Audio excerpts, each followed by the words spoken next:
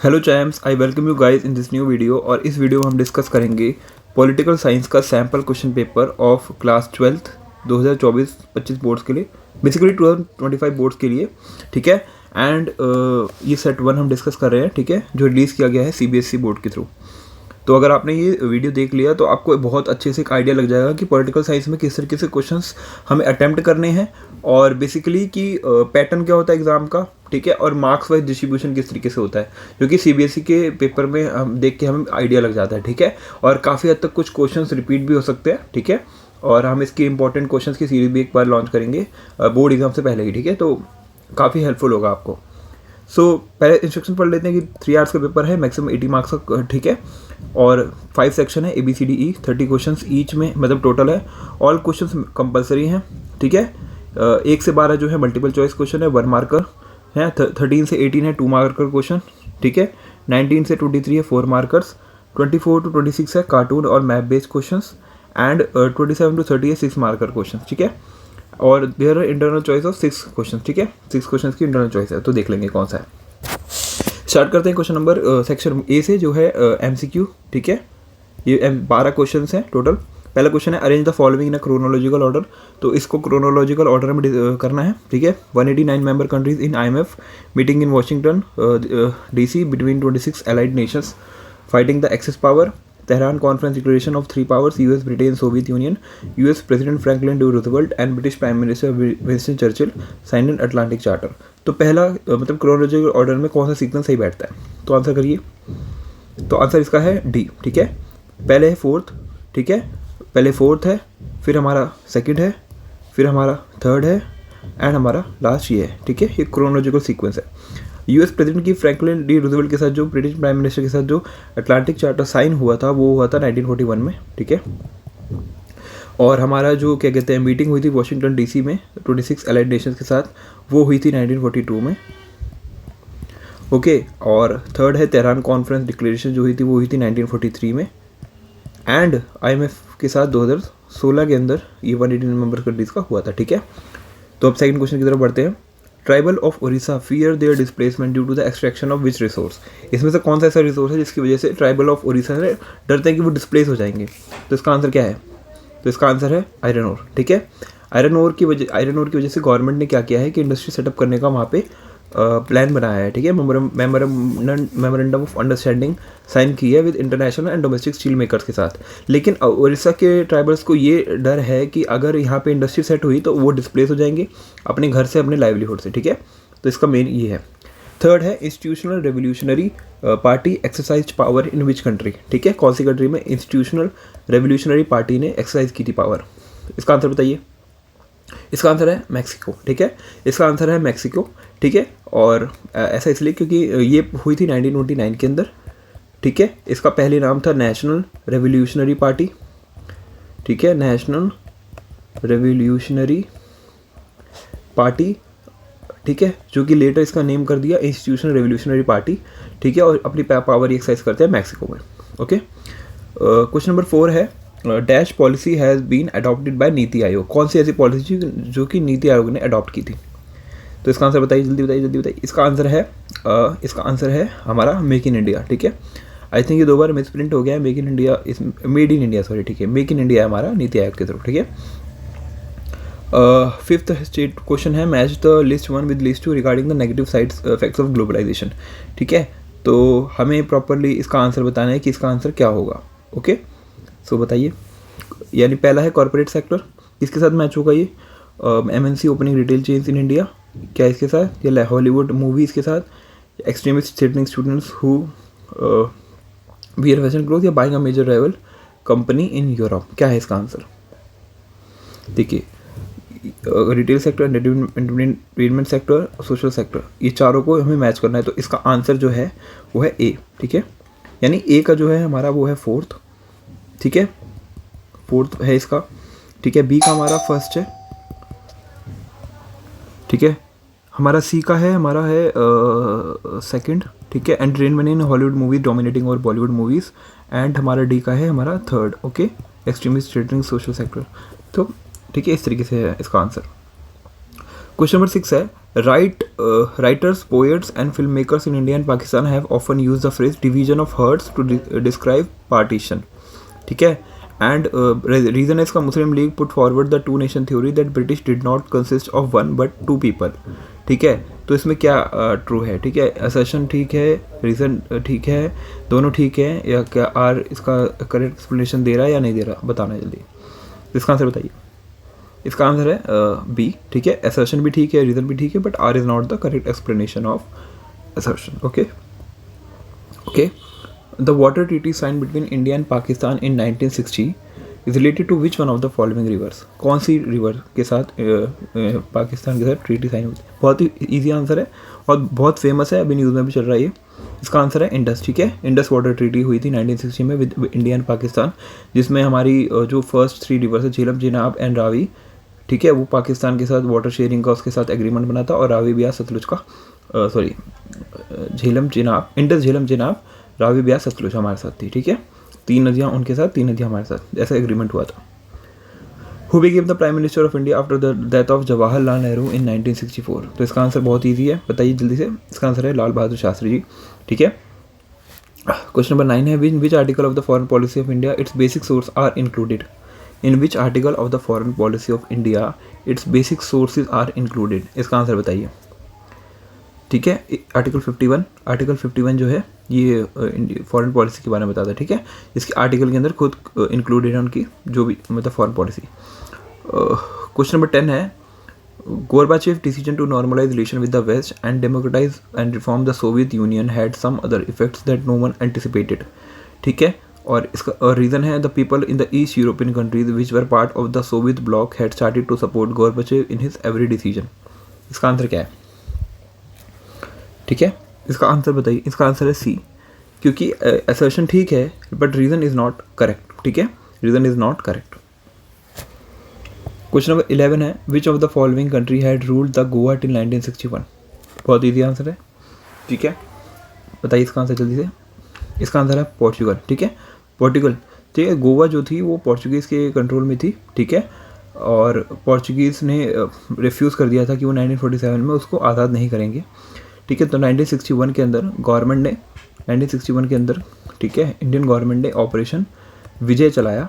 ठीक है, और उन्होंने गोवा को लिबरेट करा. ठीक है, लिबरेटेड गोवा. ठीक है, और 1987 में गोवा को स्टेट पोजीशन मिली. ठीक है, स्टेट पोजीशन टू गोवा, यानी गोवा को एक स्टेट का दर्जा दिया गया. क्वेश्चन नंबर 12 है Sri Lanka has retained democracy since in its independence in. कहाँ, कब तक, बताइए. इसका आंसर है 1948. ओके, अब हम सेक्शन बी की तरफ पढ़ते हैं जो कि 12 मार्क्स का है और इसके अंदर आई थिंक 1 2 3 4 5 6 7 नहीं 1 2 3 4 5 6 क्वेश्चन हैं. ठीक है, 2 मार्क्स के. पहला question explain the balance of power as a component of traditional security. ठीक है, तो बैलेंस ऑफ पावर किस तरीके से एक ट्रेडिशनल कॉम्पोनेंट है ट्रेडिशनल सिक्योरिटी का, किस तरीके से. इसका आंसर आपको 2 मार्क्स में देना है. तो आप लिख सकते हैं कि गवर्नमेंट एक सेंसिटिव वेरी सेंसिटिव है बैलेंस ऑफ पावर के लिए, क्योंकि between their country other countries, तो वो क्या करना चाहती है, to work hard to maintain favourable balance of power other countries के साथ. देखिए, बैलेंस ऑफ पावर मेंटेन करना ज़रूरी है, स्पेशली उनके साथ जो क्लोज रिलेशन में हमारे. ठीक है, और उनके साथ भी. ठीक है, जो हमारे डिफरेंसेस हैं इनके साथ और जिनके साथ कन्फ्लिक्ट रहे हैं पास्ट में. तो बैलेंस ऑफ पावर मेंटेन करने के लिए कंट्री को क्या करना चाहिए, मिलिट्री पावर बिल्ड करनी चाहिए, इकोनॉमिक पावर, टेक्नोलॉजिकल पावर. ठीक है, are the basis of military power वो कह सकते हैं. ठीक है, मतलब बेसिकली तो मिलिट्री पावर जनरेट करना है, बट इकोनॉमिक और टेक्नोलॉजिकल पावर जो है उसको सपोर्ट करेगा मिलिट्री पावर को. क्वेश्चन नंबर 14 है coalition government helps in consensus building. Do you agree with the statement, give argument in support of your answer. ठीक है, बताइए इसका आंसर. इसका आंसर है 2 मार्क्स में लिखना है. तो कह सकते हैं कि हाँ, अगर कंपटीशन और कन्फ्लिक्ट हो रहा है तो कंसेंसस जो है एक मोस्ट एक ठीक रास्ता दिखता है. ठीक है, एक वे आउट ठीक है उसका मतलब. ठीक है, क्योंकि मोस्ट पॉलिटिकल पार्टीज जो है सपोर्ट करती हैं. मतलब ये देखिए ये कब हुआ था, ये इसको जस्टिफाई करना है. ठीक है, जस्टिफाई कैसे करेंगे, ये कंसेंसस की गवर्नमेंट कोलिशन गवर्नमेंट कब ज़्यादातर फॉर्म हुई थी 1991 के बाद. ठीक है, 1991 के बाद हमारी जो मोरारजी देसाई की सरकार थी, उनके प्राइम मिनिस्टर, उनके बाद कोलिशन गवर्नमेंट का दौर आया था, ठीक है। उस टाइम पे कोलिशन गवर्नमेंट का रूल होता था। तो क्या मतलब कंसेंसस बिल्डिंग किस तरीके से उसमें हेल्प करती है, तो वहाँ पे हमें एग्जांपल्स के थ्रू देना है, ठीक है। तो हम कह सकते हैं 1991 में न्यू इकोनॉमिक पॉलिसी आई थी, तो बहुत से होता पॉलिटिकल पार्टी उसके सपोर्ट में थी, ठीक है, जिसने इकोनॉमी को प्रोस्पेरिटी की तरफ लेके गए और इकोनॉमिक पावर बनाया हमें इंडिया को वर्ल्ड में, ठीक है। और ऑल्सो ऑल पॉलिटिकल पार्टीज़ ने पहले तो हमें इकोनॉमिक रिजर्वेशन, वो क्या कहते हैं, सॉरी, रिफॉर्म्स, ठीक है, इकोनॉमिक रिफॉर्म्स। सेकंड है रिजर्वेशन, जो बैकवर्ड क्लासेस का था एजुकेशन में, एम्प्लॉयमेंट में, ठीक है, ओबीसीज के लिए to educate share of power, ठीक है। तो 1991 के बाद सुप्रीम कोर्ट का जजमेंट आया था ना, ठीक है, तो उसके अंदर डिसीजन दिया था गवर्नमेंट ने कि ओबीसी रिजर्वेशन होना चाहिए, तो उसमें वो भी सपोर्ट किया था, ठीक है। और क्या कहते हैं, स्टेट लेवल पार्टीज़ जो हैं उन्होंने गवर्नेंस एज अ मॉडल को एक्सेप्ट किया था, ठीक है, कंट्रीज में, ठीक है। और कोलिशन पार्टीज़ ने अपने डिफरेंसेस को छोड़ के इस तरीके से इन सारे मुद्दों पे कंसेंसस बिल्डिंग की थी, ठीक है। और बस मतलब इस तरीके से आपको एग्जांपल देने हैं, ठीक है। क्वेश्चन नंबर 15 है, what is meant by global common, how are they exploited and polluted, ठीक है। तो मतलब ग्लोबल कॉमन का क्या मीनिंग है और उन्होंने किस तरीके से एक्सप्लॉइट करा और पोल्यूट करा। तो हम कॉमन कह सकते हैं, commons are the resources that are not owned by anyone but rather shared by the community, ठीक है। कम्युनिटी शेयर करती है, ना कि एक सिंगल इंडिविजुअल, ठीक है, ठीक है। देयर आर सम रीजन्स हैं वर्ल्ड के अंदर जो कि लोकेट है outside the sovereign jurisdiction of any one state and therefore वहाँ पे कॉमन गवर्नेंस की रिक्वायरमेंट होती है और बाय द इंटरनेशनल कम्युनिटी। सो जैसे अर्थ का एटमॉस्फेयर हो गया, अंटार्कटिका हो गया, ओशन फ्लोर हो गया, आउटर स्पेस हो गया, तो यहाँ पे जो है कॉमन्स की रिक्वायरमेंट होती है, क्योंकि यहाँ पे किसी एक कंट्री का दबदबा नहीं है, ठीक है।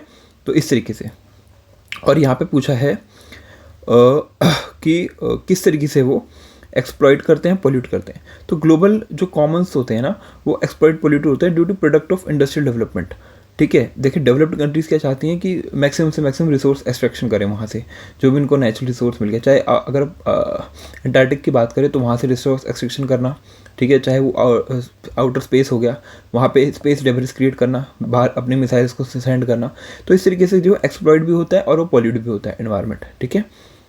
क्वेश्चन नंबर 16 है, mention any two problems which were faced by the government of Indira Gandhi during 1969-1971, ठीक है। तो ऐसी क्या दो प्रॉब्लम्स थी जो इंदिरा गांधी ने 1961, 69, 71 में फेस की।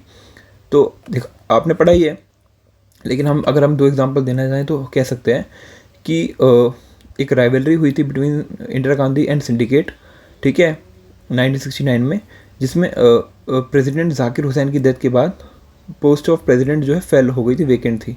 तो वहाँ उस टाइम पे हमें प्रेसिडेंशियल इलेक्शन को, प्रेसिडेंट कैंडिडेट को इलेक्ट करना था।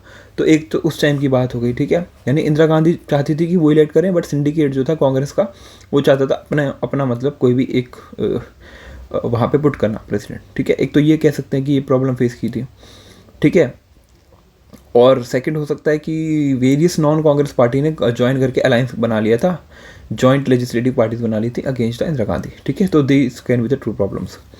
Explain any 4 features of India Israel relations. तो इंडिया इजराइल के ऐसे मतलब 4 फीचर्स बताने हैं। तो वैसे कह सकते हैं कि हिस्टोरिकल और कल्चरल टाइज हैं इंडिया और इसराइल के, ठीक है, टाइम इमेमोरियल के साथ, ठीक है। सेकंड कह सकते हैं कि डिप्लोमेटिक रिलेशंस हैं, ऑफिशियली स्टार्ट हुए थे 1992 में इसराइल के साथ, और एम्बेसी इस्टेब्लिश हुई थी इंडिया में इसराइल की, ठीक है। और heads of both the state have paid visit to each others country. हमारे देश के प्राइम मिनिस्टर वहाँ जाते हैं, वहाँ के प्राइम मिनिस्टर यहाँ आते हैं, ठीक है। और दोनों नेशंस ने कॉपरेट करा है वेरियस फील्ड्स में, लाइक कल्चरल एक्सचेंज में, सिक्योरिटी में, डिफेंस में, काउंटर टेररिज्म में, स्पेस रिसर्च में, water, energy, agriculture development. This can be the areas, ठीक है। क्वेश्चन नंबर 18 है, why was Congress party known as social and ideological coalition, explain, ठीक है। तो क्यों कांग्रेस पार्टी को हम सोशल और आइडियोलॉजिकल कोलिशन कहते हैं? बिकॉज कांग्रेस पार्टी ने डाइवर्स ग्रुप्स को और उनके इंटरेस्ट को मतलब कह सकते हैं कि कांग्रेस पार्टी ने क्या किया है कि उनके डाइवर्स ग्रुप्स को और उनके इंटरेस्ट को ऑफन मतलब देखा गया है कि उनके इंटरेस्ट को, लोगों के इंटरेस्ट को सामने लाएं, चाहे वो पीजेंट्स हो, इंडस्ट्रियलिस्ट हो, अर्बन ड्वेलर्स हो, विलेजर्स हो, वर्कर्स हो, ओनर्स हो, ठीक है, लोअर अपर कास्ट के लोग ऑल फाउंड, मतलब इस पार्टी में ऑल फाउंड प्लेस, मतलब सबके लिए कुछ ना कुछ है कांग्रेस पार्टी में। और कांग्रेस का आइडियोलॉजिकल कोलिशन है बिकॉज ये अकोमोडेट करती है रेवोल्यूशनरीज को भी, पैसिफिस्ट को भी, कंजर्वेटिव को भी, रेडिकल, एक्सट्रीमिस्ट, मॉडरेट, नहीं राइट का हो, लेफ्ट का हो, ऑल शेड्स ऑफ सेंटर। ठीक है, किस तरीके से हम कह सकते हैं, because during the British rule जो हमारे पैसिफिस्ट थे, जो हमारे एक्सट्रीमिस्ट थे, दोनों ही पार्ट थे, चाहे बाल गंगाधर तिलक की बात करें, ठीक है, या मोतीलाल नेहरू की बात करें, ठीक है, दोनों ही अपोजिट नेचर के थे बट दोनों ही एक ही पार्टी का हिस्सा थे। ठीक है, Bal Gangadhar Tilak can be called as an extremist और Motilal Nehru can be called an pacifist, but they are both are part of the same party. ठीक है, like Subhash Chandra Bose are extremist, Gandhi ji was pacifist, तो बट तो बोथ आर द पार्टी, मतलब both same party के थे। तो इससे कह सकते हैं कि ये एक सोशल और आइडियोलॉजिकल कोलिशन है। ठीक है, और हमने प्रॉपर्ली एक्सप्लेन किया, आप भी इसको एक्सप्लेन कर सकते हैं। ठीक है, मैं आपके सामने देखो पूरा आंसर नहीं डिस्कस कर सकता, मैं आपके सामने पॉइंट्स को डिस्कस कर सकता हूँ ताकि आपको हेल्प हो एग्जाम में आपको लिखना क्या है। ठीक है, बाकी हम क्वेश्चन पेपर डिस्कस करें तो आपको काफ़ी हेल्प हो ही जाएगी इससे। अगर सेक्शन सी की बात करें तो यहाँ पे 20 मार्क्स का, यानी हमें यहाँ पे 4 मार्क्स के 5 क्वेश्चन हैं। ठीक है, 2 क्वेश्चन में आई थिंक चॉइस है, उसके बाद आपको जो लेना है वो करना ही पड़ेगा। ठीक है, क्वेश्चन नंबर 19 की तरफ देखें तो the secure states do not imply the secure people in itself. ठीक है, एग्जामिन करो इस स्टेटमेंट को, यानी सिक्योर जो स्टेट्स हैं वो does not imply the secure people in itself.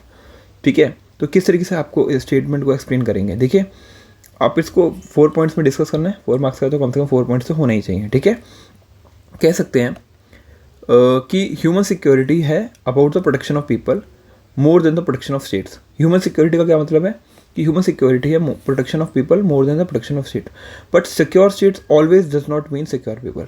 देखिए, अगर ह्यूमन सिक्योर है तो मतलब कह सकते हैं ह्यूमन सिक्योर है तो सोसाइटी सिक्योर है, बट अगर सिक्योरिटी स्टेट सिक्योर है तो क्या हम कह सकते हैं कि जो इंडिविजुअल है वो भी सिक्योर है? नहीं, डज नॉट ऑलवेज मीन कि वो हो। तो लास्ट 100 ईयर्स में देखा जाए तो most people are killed by their own government than by the foreign armies. ठीक है, तो ये स्टेटमेंट कह सकते हैं कि जो secure status does not always imply कि सिक्योर पीपल है। ठीक है, पहला स्टेटमेंट तो ये जस्टिफाई हो गया। सेकंड स्टेटमेंट है कि ठीक है, सेकेंड आप लिख सकते हैं कि the proponent of the narrow concept of human security focuses on violent threats to the individual.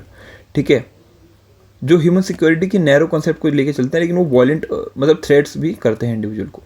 Third कह सकते हैं कि well the broad concept of human security include threats from hunger, disease and natural disaster which can kill more people than war, genocide, terrorism, etc. ठीक है, कि human security तो hunger और disease और इनसे भी खतरे में है। ठीक है, उस टाइम पे स्टेट को खतरा नहीं है बट इन लोगों को खतरा है। तो क्या वो कह सकते हैं कि अगर स्टेट सिक्योर है तो वो सिक्योर है? नहीं। तो सिक्योर करने के लिए हेल्थ को भी प्रॉपर ध्यान देना पड़ेगा, हर चीज़ को ध्यान देना पड़ेगा। और एम्फेसाइज करता है economic security and threat to human dignity. ठीक है, freedom of want, freedom of fear, ये सब भी कह सकते हैं कि ये भी एक सिक्योरिटी का ही पार्ट है। ठीक है, तो मैंने अपनी तरफ से आपको बताया, आप अपनी तरफ से भी लिख सकते हैं इसमें। ठीक है, थोड़ा ओपन जनरल क्वेश्चन है। As decided by the member states in 2005 highlight the steps to be make the United Nations more relevant in the changing context. ठीक है, यूनाइटेड नेशंस को मोर रेलिवेंट बनाना इन द चेंजिंग कॉन्टेक्स्ट कह सकते हैं। तो पहले तो आप यहाँ पे लिख दीजिएगा कि यूएन को मतलब किस तरीके से यूएन के बारे में थोड़ा बहुत लिख दीजिएगा। ठीक है, और इस स्टेटमेंट को एक्सप्लेन करना है तो यूएन के रोल बता दो, यूएन क्या क्या स्टेप्स लेता है ये काम करने के लिए। ठीक है, यूनाइटेड नेशन, ताकि वो चेंजिंग कॉन्टेक्स्ट में अपना एक मेजर रोल प्ले कर पाए। कह सकते हैं कि वो एक पीस बिल्डिंग कमीशन है। ठीक है, वो एक्सेप्ट करता है responsibility of the international community in case of failure national government to protect their own citizens. ठीक है, एट्रोसिटीज़ के खिलाफ डेमोक्रेसी फंड क्रिएट करता है। ठीक है, अचीव करता है मिलियन डेवलपमेंट गोल्स को, सस्टेनेबल डेवलपमेंट गोल्स को। ठीक है, एग्रीमेंट है ट्रस्टीशिप काउंसिल का, इस्टेब्लिश करता है ह्यूमन राइट्स काउंसिल। ठीक है, और टेररिज्म को कंडेम करता है in all its form and manifestations. So इस तरीके से एक्सप्लेन कर सकते हैं बहुत इजीली। ठीक है, क्योंकि 4 मार्कर है तो मैं आपको ज़्यादा पॉइंट्स ऐसे नहीं बता पाऊंगा। आप प्रॉपर आपको करना है तो हम आपके साथ डिस्कस कर सकते हैं उस तरीके से हर एक टॉपिक को, बट आप खुद ही समझते हैं कि लिमिटेशन है थोड़ी सी। ठीक है, क्वेश्चन नंबर 21 है, right a short note on the indigenous people in India. तो इंडिजीनियस पीपल के बारे में आपको बताना है कि क्या मतलब अगर कोई डेफिनेशन है तो वो बता दीजिए, ठीक है। और कौन कौन से लोग हैं इंडिया में, जैसे इन इंडिया, डेफिनेशन तो आप अपने आप भी लिख सकते हैं, चाहे वो यूएन की डेफिनेशन हो, ठीक है। ये जैसे यूएन की डेफिनेशन है कि इंडिजिनस पॉपुलेशन कंप्राइज करते हैं डिसेंडेंट्स ऑफ पीपल जो प्रेजेंट टेरिटरी को ऑक्यूपाई करते किसी भी कंट्री के at the time when person of different culture ethnic origin arrive there from other parts of the world, ठीक है, एंड ओवरकम देम, ठीक है। इंडिया के अंदर इंडिजिनस पीपल को हम कह सकते हैं scheduled tribes who constitute nearly 8% of the population, ठीक है। तो मोस्ट इंडिजिनस पीपल इंडिया में जो है डिपेंड करते हैं सब्सिस्टेंस और primarily on the cultivation of land, ठीक है, एग्रीकल्चर पर डिपेंड करते हैं। और वो इंजॉय करते हैं constitutional protection in political presentation, ठीक है। सम सीट्स इन लेजिस्लेचर उनके लिए रिजर्व भी हैं, ठीक है। In spite of political representation they are the largest group among the people displaced by the various development projects since independence, ठीक है। तो इस तरीके से हम कर सकते हैं। इंडिया में इंडिजिनस पीपल जो है शेड्यूल्ड ट्राइब्स, ठीक है, ऐसी चीज़ को हम कह सकते हैं कि वो इंडिजिनस, ठीक है, ओके। और the Indian government is already participating in global efforts through a number of programs related to the environmental issues. Give any 4 example to support the statement. यानी इंडियन गवर्नमेंट जो है पार्टिसिपेट कर रही है global efforts में number of programmes से, ठीक है, जो एनवायरमेंटल क्राइसिस रिलेटेड है। तो हमें 4 एग्जांपल बताने हैं इस स्टेटमेंट को जस्टिफाई करना है। तो इंडियन गवर्नमेंट ने इनिशिएटिव तो लिए हैं global effort through number of programmes ताकि वो एनवायरमेंटल डिग्रेडेशन को चेक कर सके। तो इनके मेन प्रिंसिपल्स कह सकते हैं कि देखो 4 हैं तो 4 तो बताने पड़ेंगे। तो एक इंडिया की नेशनल ऑटो फ्यूल पॉलिसी है, ठीक है, कहाँ लिखूँ, यहीं लिख देता हूँ, ठीक है, नेशनल ऑटो फ्यूल पॉलिसी, ठीक है, ताकि वो क्लीनर फ्यूल्स व्हीकल्स के लिए, ठीक है, ऑटो फ्यूल यानी, ठीक है। और एक एनर्जी कंजर्वेशन एक्ट पास हुआ था 2001 में, ठीक है, एनर्जी कंजर्वेशन एक्ट 2001 में, ठीक है। तो एनर्जी एफिशिएंसी में रिफॉर्म्स के लिए बात की गई थी। एनर्जी कंजर्वेशन एक्ट में इम्प्रूव करना है कि एफिशिएंसी ऑफ इलेक्ट्रिसिटी, ठीक है, इस तरीके से इम्प्रूव एनर्जी एफिशिएंसी। और क्या कह सकते हैं, थर्ड कह सकते हैं इलेक्ट्रिसिटी एक्ट पास हुआ था 2003 में, ठीक है। ये आपको लिख लेना है, ठीक है, ताकि आपको याद रहे मेजर पॉइंट्स। इसके अंदर की डिटेल आप अपने बुक से भी देख सकते हैं। तो ये करता है, एनकरेज करता है renewable energy by the Indian government, ठीक है, और एज अ कंजर्वेशन मतलब प्रोग्राम की तरह, ठीक है। और फोर्थ कह सकते हैं नेशनल मिशन ऑन बायोडीजल,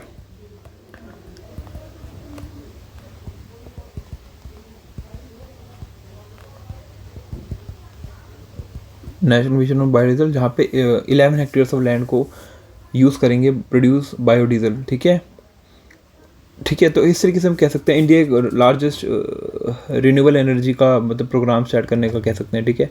कोई रिन्यूएबल एनर्जी कितने प्लांट्स को स्टैब्लिश किया, कितने गीगावाट के प्लांट्स को स्टैब्लिश किया इंडिया ने, वो सब कह सकते हैं। क्वेश्चन नंबर 4 है what is globalisation, explain the reason due to which globalisation is resisted. तो ग्लोबलाइजेशन का मीनिंग होता है flow of ideas, capital, commodities, people across different parts of the world.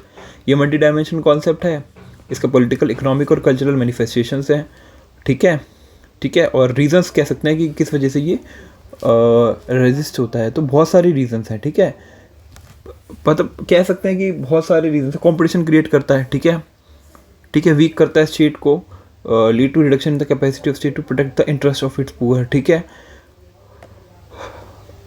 ठीक है। मतलब कल्चरल और ग्लोबलाइजेशन जो है हार्म करता है as old values of people को, ठीक है, हार्म करता है इधर ट्रेडिशनल कल्चर को अफेक्ट करता है, क्योंकि वेस्टर्नाइजेशन जैसे कल्चर फॉलो हो गया इंडिया में, तो हमारी ट्रेडिशनल इंडियन कल्चर पे काफ़ी इफेक्ट पड़ा है, ठीक है, काफ़ी इफेक्ट पड़ा है, ठीक है। और ठीक है, रेजिस्ट करता है मतलब पॉलिटिकल पार्टीज भी रेजिस्ट करते हैं, इंडियन पीपल्स, इंडियन इंडस्ट्रीज़ जो हैं, ट्रेडर्स जो हैं, ये रेजिस्ट करते हैं ग्लोबलाइजेशन, क्योंकि ओपन होने के बाद इकोनॉमी में काफ़ी यहाँ पे आके उन्होंने इंडस्ट्रीज़ को इस्टेब्लिश कर लिया, जिसकी वजह से जो कंपटीशन है वो बहुत ज़्यादा इंक्रीज़ हो गया, ठीक है। और एक थोड़ा बहुत अगर लास्ट में आप लिखना चाहे तो देखो उनका वेस्टर्नाइजेशन हो गया कि मतलब फॉरेन टीवी चैनल्स आ गए इंडिया में, ठीक है, वैलेंटाइन डे लाइक सेलिब्रेट करने लग गए, वेस्टर्नाइजेशन, ड्रेस, टेस्ट, ठीक है, सब कुछ कह सकते हैं कि ये सब की वजह से रेजिस्ट करते हैं। आप प्रॉपर अपने पॉइंट्स में भी लिख सकते हैं। यहाँ पे क्वेश्चन दूसरा, explain the positive and negative effects of globalisation, ठीक है। तो पॉजिटिव इफेक्ट कह सकते हैं कि वॉल्यूम ऑफ ट्रेड बढ़ गया गुड्स और सर्विसेज का, ठीक है। प्राइवेट फॉरेन कैपिटल इन्वेस्टमेंट आ गई, ये like FDI, foreign direct investment, foreign institutional investors, competition आ गया, नई टेक्नोलॉजी आ गई, एम्प्लॉयमेंट अपॉर्चुनिटीज़ क्रिएट हो गई, ठीक है। और स्टैंडर्ड ऑफ लिविंग बढ़ गया लोगों का, प्रोडक्शन हो गई, एफिशिएंसी, हेल्दी कंपटीशन आ गया, ठीक है। और cooperation solidarity among the business partners international level पे बढ़ गई। नेगेटिव कह सकते हैं कि फॉरेन कंपनीज जो है अपने प्रॉफिट ओरिएंटेशन के लिए काम करती हैं, ना कि सोशल वेलफेयर के लिए, ठीक है। दूसरा हो सकता है कि ये इनकम डिस्पैरिटीज़ को इंक्रीज़ करेंगे by making richer rich and poor more poorer. और कह सकते हैं कि ग्लोबलाइजेशन का रीज़न है for the depletion of flora and flora in a country. और ग्लोबलाइजेशन कर्टेल करता है social economic rights of common citizens, ये अफेक्ट करता है सोशल पॉलिसी की, रिड्यूस करता है रोल ऑफ स्टेट एक्टिविटीज़ को, ठीक है। इस तरीके से हम बता सकते हैं। क्वेश्चन नंबर 23 है why did the movement for secession in the Mizo hills area gain popular support, how does the problem resolve. तो कह सकते हैं कि 1959 में ग्रेट फेमाइन आया था मीजो हिल्स में, जिसने उसको काफ़ी स्टक किया था। और मीजो बिलीव करते थे कि वो कभी पार्ट नहीं बनना चाहेंगे ब्रिटिश इंडिया का। They therefore did not belong to the Indian union. The movement मतलब कह सकते हैं कि इंडियन मूवमेंट का, इस वजह से इंडियन यूनियन का कभी वो पार्ट नहीं बन पाया। और मूवमेंट जो है सक्सेशन के लिए, पॉपुलर सपोर्ट के लिए, only after the Assam government fail to respond adequately to the famine 1959। तो इस तरीके से जब फेमाइन के सॉल्व करने में असम गवर्नमेंट नाकाम रही, तो उसके बाद कह सकते हैं कि उनका एंगर फूटा, ठीक है। और उन्होंने मीजो नेशनल फ्रंट एक ऑर्गेनाइजेशन क्रिएट करी अंडर द लीडरशिप ऑफ लाल डेंगा, ठीक है, अंडर द लीडरशिप ऑफ लाल डेंगा, जब असम गवर्नमेंट जो है फेमाइन को नहीं कर पाई सॉल्व, ठीक है। और ठीक है, और सेकंड क्वेश्चन कह सकते हैं कि लॉन्ग स्ट्रगल के बाद पीस एग्रीमेंट हुआ बिटवीन राजीव गांधी एंड लाल डेंगा, ठीक है। और उस अकॉर्ड की वजह से क्या हुआ, मिजोरम जो है एक फुल ग्रांड फ्लेज्ड स्टेटहुड बन गया, उसको स्पेशल पावर की, ठीक है। और मिजो नेशनल फ्रंट जो है उन्हें अपने सेसेशनिस्ट स्ट्रगल को रिड्यूस करा, उन्होंने एग्री किया कि वो नहीं करेंगे सेसेशनिस्ट एक्ट को, मतलब इस तरीके से हथियार नहीं उठाएंगे। और अकॉर्ड ने प्रोवाइड करा टर्निंग पॉइंट की हिस्ट्री ऑफ मिज़ोरम में। और अब मिज़ोरम जो है one of the peaceful states कह सकते हैं हमारे रीजन इंडिया का, ठीक है। और इंक्रीज़ करा हमारी लिटरेसी और डेवलपमेंट में भी, ओके। क्वेश्चन नंबर 24 है study the cartoon given below and answer the following question. The tiger sitting on the right side represent which organisation, ठीक है, कौन सी ऑर्गेनाइजेशन को करता है, इसमें कौन सा स्टेटमेंट, ठीक है। Liberation of tigers of Tamil Eelam, ठीक है, LTTE, देखिए LTTE ये इस्टेब्लिश हुई थी, ऑर्गेनाइजेशन फॉर्म हुई थी श्रीलंका में, ठीक है। बताइए इसका आंसर यही है, liberation tiger of Tamil Eelam, ठीक है। The conflict in Sri Lanka from 1983 onwards was based on which of the following, discrimination by the government between political parties, ठीक है, discrimination by the government between two communities, discrimination by the government between two religions और religions. ये हमने पहले भी पढ़ा रखा है, आई थिंक आपको याद होगा, तो हमने आई थिंक 9th या 10th क्लास में पढ़ा हुआ था, तो वहाँ पे बहुत अच्छे से केस स्टडी आई थी इसके ऊपर। इसका आंसर यही है, टू कम्युनिटीज़ के बीच में, तमिल्स और सिन्हालीस कम्युनिटीज़ आई थिंक, उनके बीच में जो कॉन्फ्लिक्ट है उसको वो प्रॉपरली इग्नोर करते हैं, इस वजह से। Which of the following statements about Sri Lanka crisis is true, India did not interfere in the crisis and kept away from the problem, ठीक है। India attack the UN to resolve the problem, India sign the accord with Sri Lanka to and got involve in the solution to the problem, India snapped diplomatic relation with the Sri Lanka. ने यहाँ से सही है, India ने accord sign किया था श्रीलंका के साथ और वो सोल्यूशन में इन्वॉल्व हुई थी, ठीक है। What message does the cartoon convey, Sri Lanka government manage to balance the two rival groups, both the groups were against the government treated both the communities equally, it is very difficult to maintain balance between the two rival groups। तो देखिए यहाँ पे इस picture में देख सकते हैं कि बैलेंस करना, थोड़ा क्रिएट करना मुश्किल हो रहा है, ठीक है।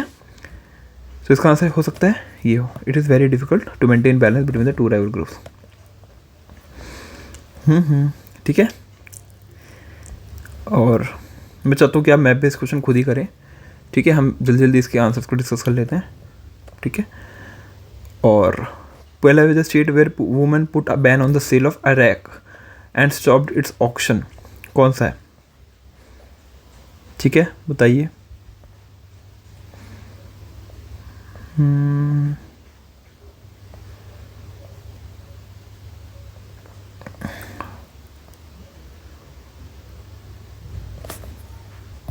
ठीक है, तो कहाँ पे हुआ था ये? आंध्र प्रदेश में हुआ था। ठीक है, बी है फर्स्ट का।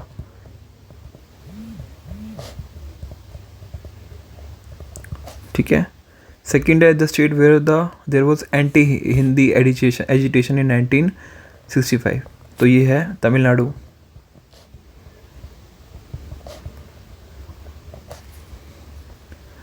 The state where the Sardar Sarovar dam is located, कहाँ पे है?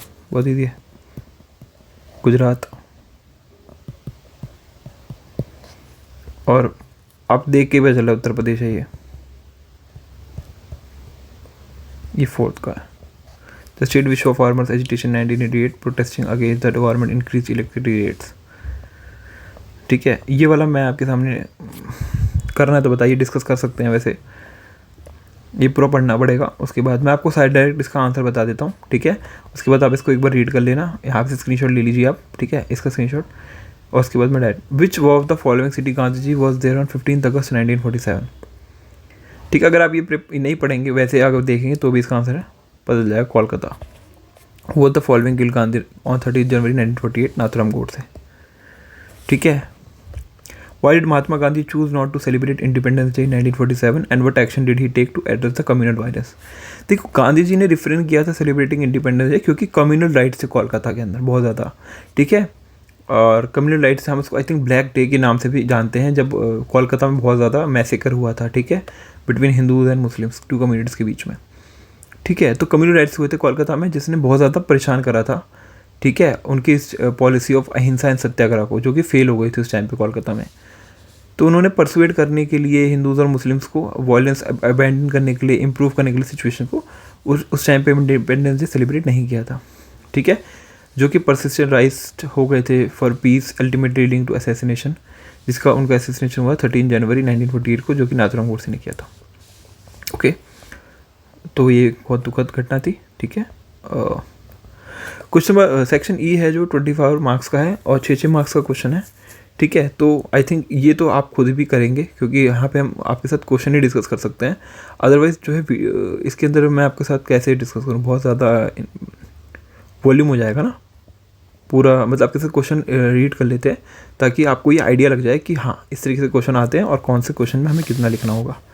पहला क्वेश्चन है 6 मार्कर में 27, describe the role of Gorbachev to reform the Soviet system and effects of these reforms on USSR. ठीक है, तो गोर्बाचेव ने क्या क्या स्टेप्स लिए थे वो सब। ठीक है, और किस तरीके से उसने अफेक्ट किया था।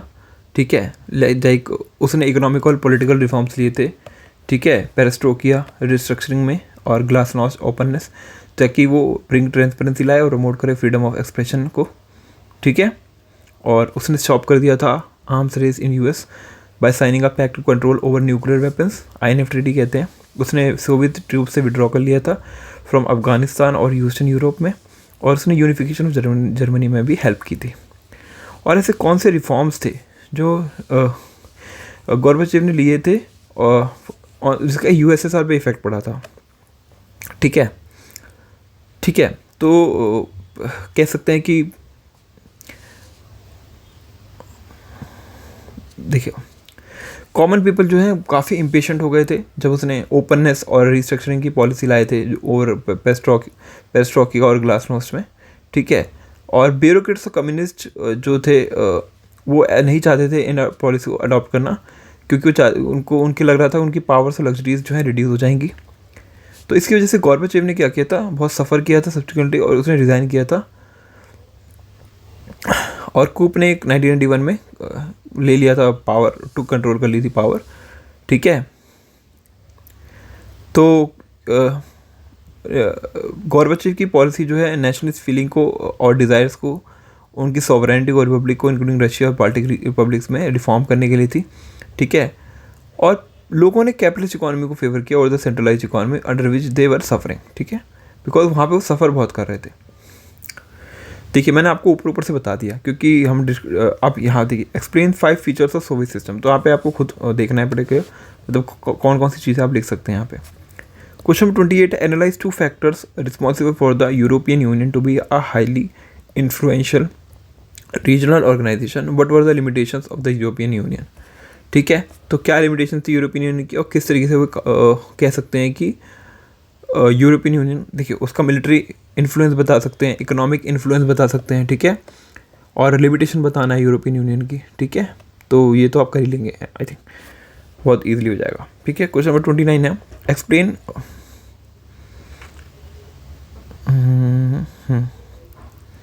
ठीक है, explain in 5 elements of consensus which have emerged among most political parties in the Lok Sabha elections of 2004।